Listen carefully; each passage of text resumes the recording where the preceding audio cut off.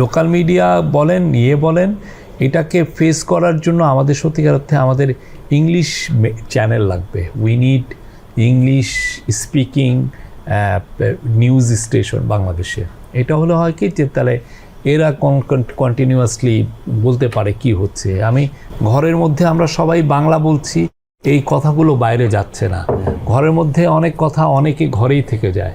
আমরা যেমন ধরেন ইন্ডিয়াতে কি হচ্ছে অনেক ক্ষেত্রে জানতে গেলে যে আমরা এনডিটিভি দেখি, যদিও আমাদের সাথে লিঙ্গুইস্টিক একটা সম্পর্ক আছে কলকাতার সাথে পশ্চিমবঙ্গের, কিন্তু আমরা কতটা আর কলকাতা কেন্দ্রিক টিভি দেখি, ঠিক না?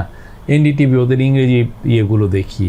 তো ঠিক সিমিলারলি আমাদের যদি এরকম একটা ভালো ইংলিশ চ্যানেল থাকতো, পুরো 24 আওয়ার ইংলিশ নিউজ চ্যানেল, এবং এটা কিন্তু সমস্ত দেশই করছে। যারাই পৃথিবীতে যারাই একটু বড় জাতির দেশ, যেমন ধরেন টার্কিশরা করছেন, ইন্দোনেশিয়ানরা করছেন, চাইনিজদের অনেকগুলো টিভি, কেননা বা ইরানিয়ানরা করছেন। এর মাধ্যমে আপনার কথাগুলো আপনি বাইরে দিতে পারেন ইংলিশে, গ্লোবাল অডিয়েন্সের কাছে আপনার গল্পটা আপনারই বলতে হবে। আপনি একটা দেখেন না, এই যে জাস্ট কাতার, ক্ষুদ্র একটা দেশ, 3 লক্ষ থেকে 5 লক্ষ লোকের দেশ, সেই কাতার এমন একটা টিভি স্টেশন করে পুরো ওয়েস্টার্ন ন্যারেটিভকে সে চ্যালেঞ্জে ফেলে দিয়েছে।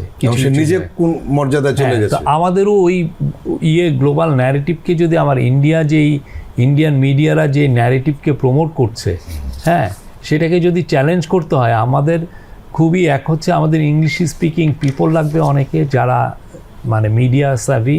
অ্যাট দ্য সেম টাইম আমার ইংলিশ স্পিকিং একটা টিভি স্টেশন লাগবে, খুবই জরুরি। এটা আমরা হারে হারে টের পাচ্ছি।